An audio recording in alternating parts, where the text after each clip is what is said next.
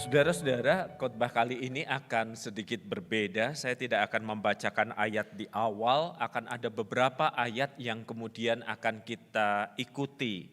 Ketika saya sebutkan nanti, rekan-rekan multimedia akan menayangkan ayat-ayat itu untuk membuat kita bisa mengikutinya dengan cepat.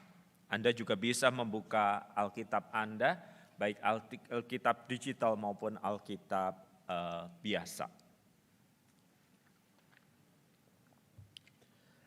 Dalam sebuah perjalanan pelayanan, saudara-saudara, satu keluarga ingin agar saya tinggal di rumah mereka. Nah, saya sudah hafal, saudara-saudara, kalau ada keluarga yang meminta saya tinggal di tempat mereka, maka ada kisah kehidupan yang ingin mereka ceritakan kepada saya. Sebagian orang sudah tahu, saya suka menulis kisah-kisah itu, saya suka membagikannya di media sosial saya. Sehingga di tempat-tempat tertentu mereka meminta saya tinggal di rumah mereka. Maka masuklah saya, saudara-saudara, ke sebuah rumah yang cukup sederhana. Barangkali satu gedung gereja ini adalah halaman depan mereka dan rumah mereka ada di bagian belakang selanjutnya. Sederhana untuk mereka, mewah buat kita. Nah, ketika saya masuk, saya sudah memperhatikan bahwa kayaknya keluarga ini suka pada binatang tertentu. Bukan karena saya melihat binatang itu hidup dan berkeliaran, tidak. Sejak saya dijemput, driver turun untuk membuka pintu pagar, saya melihat gambar binatang atau patung binatang itu ada di situ. Ketika saya membuka pintu depan, di gerendel pintu juga ada ornamen logam kecil, tetapi gambarnya juga binatang yang sama. Waktu saya masuk ke kamar saya, bahkan tempat memutar air itu, saudara-saudara, di wastafel itu juga ada ikon dari binatang itu. Tempat tidur jangan dikira, saudara-saudara ya. Ketika saya membaringkan kepala, di bagian kepala ini kan ada semacam kayak kayu untuk menopang, itu pahatannya juga jelas binatang tertentu. Saya yakin sih mereka bukan penyembah berhala. Tetapi itu menjadi menarik bagi saya untuk bertanya, kenapa keluarga ini sangat senang, sangat hobi dengan ikon binatang tertentu. Dan saya mendapatkan kesempatan itu ketika kami duduk makan di meja makan yang mereka siapkan bagi kami. Di depan ada banyak pahatan logam atau kayu atau logam, saya tidak terlalu jelas, tetapi ya binatang itu muncul lagi. Dan ketika mereka datang untuk makan malam, saya sudah bisa menduga jangan-jangan nanti ada pakai kaos "We love" binatang itu gitu. Atau gambar binatang itu lovers, hardliners gitu ya, pecinta garis keras gitu. Baru duduk setelah berdoa sambil menikmati makanan pembuka, saya nanya. Ada 137 gambar atau patung atau pahatan binatang itu yang saya lihat di sini. Kenapa sih keluarga ini begitu suka gitu dengan ikon binatang ini? Ikon yang menggambarkan binatang ini. Sang punya rumah tersenyum lalu berkata, saya tahu Pak WP pasti akan menanyakan pertanyaan itu dan untuk itulah saya mengundang Pak WP tinggal bersama dengan saya. Kalau Bapak tanya pertanyaan itu, jawabannya mulai dari tahun 1900. Maaf Pak? Ya, kisahnya dimulai dari tahun 1900-an. Kisah keluarga kami dengan binatang ini. Beberapa generasi sebelum saya. Pak WP mau dengar ceritanya? Tunggu Pak, kita makan malam dulu ya. Kalau cerita dari 1900 saudara-saudara sampai 2022 waktu itu, ya panjang. Tetapi dari rentetan yang panjang itu, yang saya waktu itu belum tahu ceritanya apa, saya tahu ini ada sebuah latar belakang historis yang penting yang mewarnai perjalanan keluarga itu sampai sekarang bahkan di masa depan.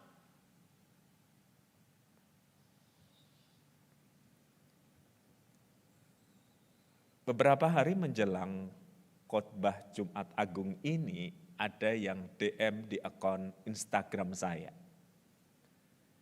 Saya punya akun Instagram untuk pelayanan, sebagian Anda tahu, tetapi saya punya akun Instagram yang followernya udah lebih banyak itu, yang untuk umum. Tapi sebagian follower saya tahu kalau saya pendeta. Dan datanglah pertanyaan ini. Pak, sebentar lagi kantor saya libur Jumat Agung nih. Saya tanya sama teman saya, Jumat Agung itu libur memperingati apa sih? Lalu teman saya yang Kristiani bilang memperingati wafatnya atau meninggalnya Yesus Kristus. Saya kepo Pak, saya kurios, saya tanya sama dia, emang meninggalnya Yesus itu hubungannya sama saya, sama kita, sama orang Kristen itu apa? Lalu teman saya berkata, itu soal penebusan. Soal darah. Pak, waktu saya mendengar tentang darah itu berasa horor bagi saya. Kenapa orang Kristen memuji dan memuja Dia yang berdarah-darah di atas kayu salib? DM-nya cukup panjang. Tetapi saya rasa kalau saya harus menjelaskan lewat DM, keriting tangan saya, saudara. Kan kalau orangnya ada di depan mata saya akan berkata, kisahnya panjang. Itu mulai dari sejarah kehidupan manusia pertama. Oh, saya yakin kalau kami menghadapi meja makan, dia akan berkata, sesuk-sesuk wae Pak.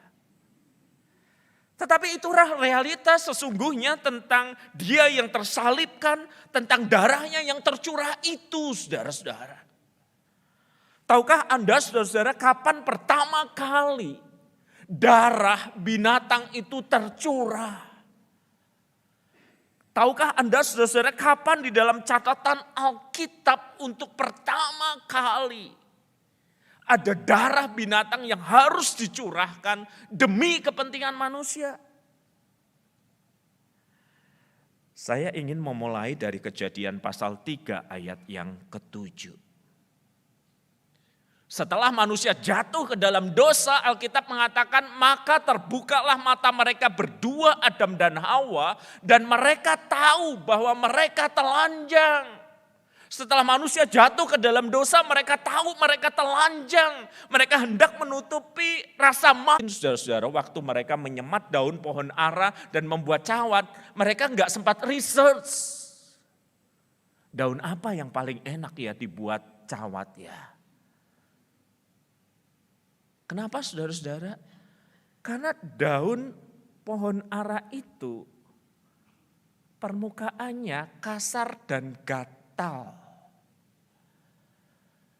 Anda bisa membayangkan Anda menggunakan, mohon maaf kata Alkitab, cawat dari daun yang kasar dan gatal.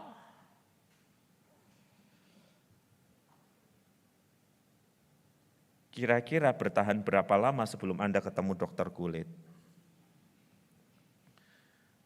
Sebelum Anda harus pakai salep tertentu untuk mengobati rasa gatal dan kasar itu di bagian Anda yang paling personal. Tetapi itulah upaya manusia yang terbaik ketika mereka sadar ada sesuatu yang harus ditutupi dari diri mereka.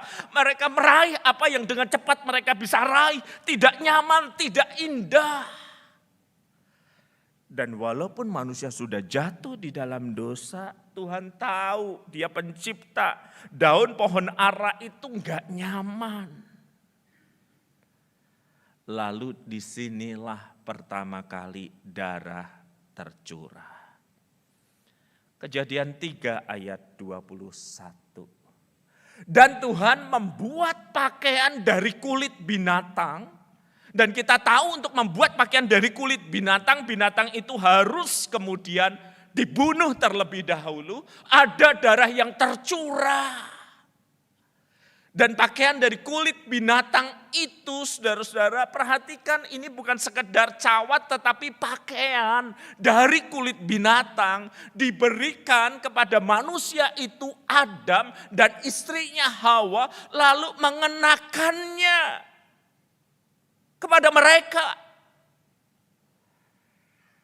Ada inisiatif Allah untuk menutupi rasa malu mereka, dan untuk itu darah binatang harus tercurah. Harus ada yang mati walaupun itu binatang untuk mengcover rasa malu manusia. Dan selanjutnya dalam sejarah Israel, darah itu menjadi bagian penting dari ibadah mereka. Perhatikan ketentuan yang ada di dalam Imamat pasal yang keempat, ayat yang pertama. Tuhan berfirman kepada Musa, ayat yang kedua, katakanlah kepada orang Israel, apabila seseorang tidak dengan sengaja berbuat dosa dalam sesuatu hal yang dilarang Tuhan dan memang ia melakukan salah satu daripadanya, maka jikalau yang berbuat dosa itu imam yang diurapi sehingga bangsanya turut bersalah, haruslah ia mempersembahkan kepada Tuhan karena dosa yang telah ia perbuat seekor lembu jantan yang tidak bercela sebagai korban penebus, penghapus dosa. Jadi ada gambaran bahwa ini ada dosa dan kesalahan. Siapapun yang berdosa bersalah, ada imam, ada orang biasa, ada orang yang lain lagi, harus ada darah yang tercurah. Darah yang dikorbankan tiap kali orang Israel beribadah adalah peringatan bagi mereka begini. Karena engkau melanggar hukum Tuhan, harusnya engkau mati seperti binatang ini. Harusnya darahmu tercurah seperti binatang ini. Harusnya engkau bayar dengan darahmu. Tetapi binatang dikorbankan, saudara-saudara, sebagai sebuah pengingat. Sehingga ketika orang datang beribadah, melihat binatang itu disembelih, darah tercurah, orang sadar, saya ini bersalah, saya ini berdosa, harusnya saya yang tercurah darahnya dan mati. Binatang yang disembelih dan darah yang tercurah itu menjadi pengingat. Yang salah aku layak mati. Aku ini bersalah dan berdosa. Ada kesadaran akan permohonan kepada Tuhan dan anugerahnya. Kasihanilah aku bersalah dan berdosa. Ibrani 10 ayat yang ketiga dan keempat mengatakan demikian. Tetapi justru oleh korban-korban itu setiap tahun orang diperingatkan akan adanya dosa. Sebab tidak mungkin darah lembu jantan atau domba jantan itu menghapus dosa. Jadi kalaupun Tuhan ingin memerintahkan, menghendaki ada pengorbanan binatang di situ, yang diharapkan bukan binatangnya saja yang dipersembahkan, tetapi kesadaran, nasibku harusnya seperti binatang itu, aku bersalah dan berdosa. Dan aku tidak bisa menyelesaikan salah dan dosaku sendiri.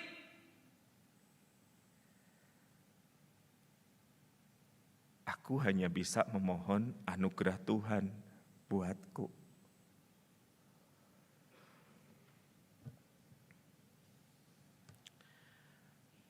Satu Petrus 1 ayat 18.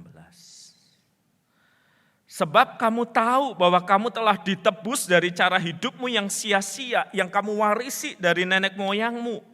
Bukan dengan barang yang fana, bukan pula dengan perak atau emas, melainkan dengan darah yang mahal, yaitu darah Kristus yang sama seperti darah anak domba yang tak bernoda dan tak bercacat.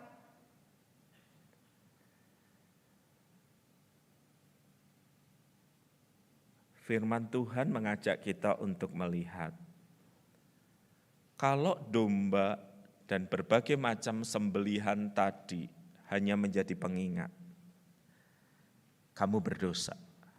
Harusnya kamu binasa seperti binatang. Harusnya darahmu tercurah. Tetapi perjanjian baru mengajak kita untuk melihat Yesus sang anak domba Allah itu mati bagi Anda dan saya.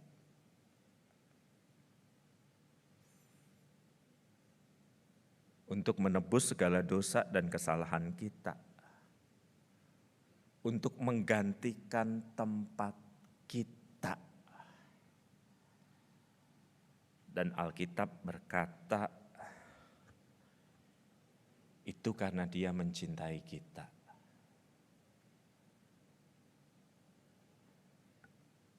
Anda tidak perlu memohon-mohon untuk dicintai. Anda tidak perlu melakukan apapun. Karena hidupku berharga di matanya. Dia menggantikan tempat kita. Anda mungkin berkata, saya enggak minta kok Pak Yesus gantiin tempat saya.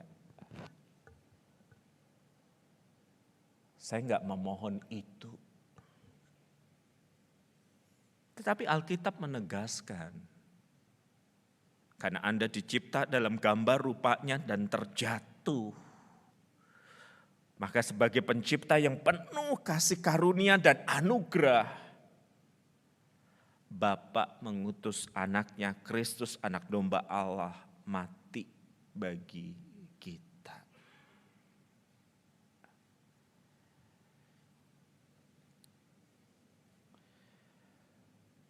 Setelah selesai makan dan banyak percakapan itu, sang tuan rumah menyimpulkan, jadi gitu ceritanya Pak WP. Jadi dari binatang ini, kami itu bisa mengembangkan bisnis kami. Dari tahun 1900-an yang masih sangat sederhana sesuai dengan zaman waktu itu, sampai kemudian jadi industri yang lumayan lah. Bisa menopang kehidupan keluarga kami. Jadi sebagai pengingat bagi generasi selanjutnya, kami pasang tuh gambar atau pahatan atau ikon binatang itu. Supaya anak cucu kami yang enggak tahu cerita sepanjang itu nanti tahu.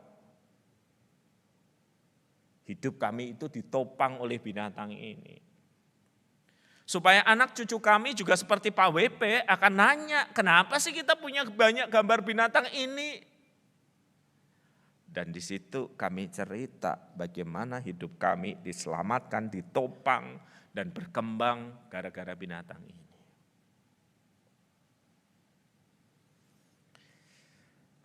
Kenapa kita melihat salib tiap kali kita melewati gereja atau di dalam gereja?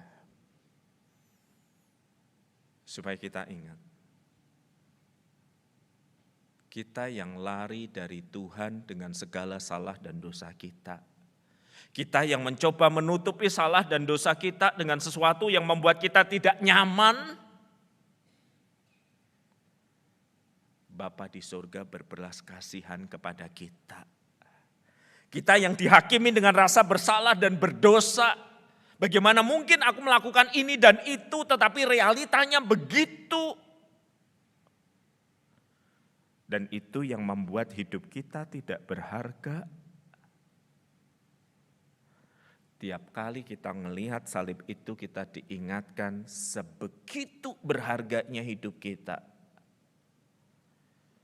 Sehingga Yesus sang anak domba Allah mencurahkan darahnya bagimu. Tiap kali kita melihat salib itu, tiap kali kita ada di dalam meja perjamuan di mana kita akan memegang roti dan cawan minuman, ingatlah, aku yang harusnya mati dan binasa karena dosa dan kesalahanku, Kristus menggantikan tempatku, mengakhiri semua sistem persembahan dari binatang, dan Kristus Imam Besar Agung itu mengorbankan dirinya. Tiap kali kita melihat salib itu, ketika kita melihat drama pendek tadi,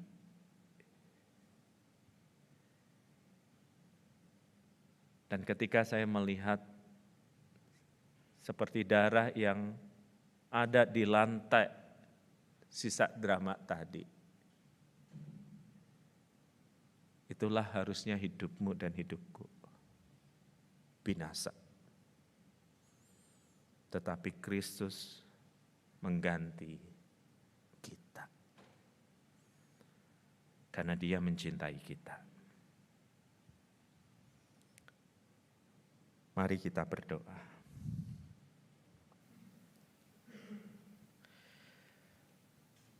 Salib itu menjadi tanda engkau dan saya yang harusnya ada di sana.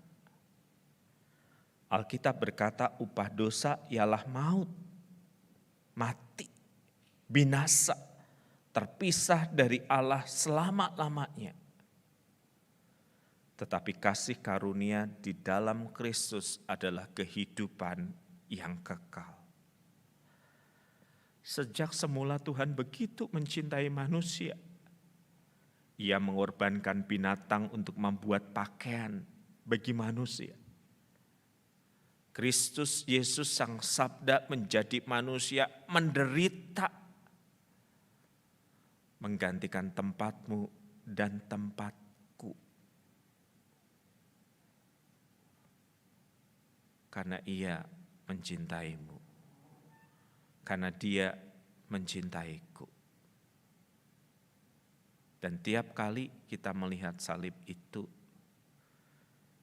kita tahu betapa berharganya hidup kita, sehingga Sang Sabda mati bagi kita. Tiap kali kita melihat salib itu, kita diajak untuk bersyukur dan mewujudkan syukur itu di dalam kehidupan yang menghormati dan menghargai salib Kristus itu. Barangkali engkau adalah anak Tuhan yang sudah lama tidak ke gereja. Kristus mencintaimu. Barangkali engkau bergumul antara iman dan keraguan, ketidakpercayaan. Kristus mati bagimu. Barangkali engkau merasa hidupmu tidak layak, tidak pantas, terlalu banyak hal yang kamu sembunyikan yang membuat kamu lari dari Tuhan. Kristus mati bagimu. Kematiannya merangkul kita agar kita mempunyai kehidupan yang baru. Korban-korban binatang hanya mengingatkan kita bersalah dan berdosa. Korban Kristuslah yang menghapus dosa dan salah kita. Kenapa Ia berkorban? Mengorbankan dirinya? Karena Ia mencintaimu. Sebegitu besar arti hidupmu bagi Kristus, sehingga Ia memberikan hidupnya gantimu. Amin.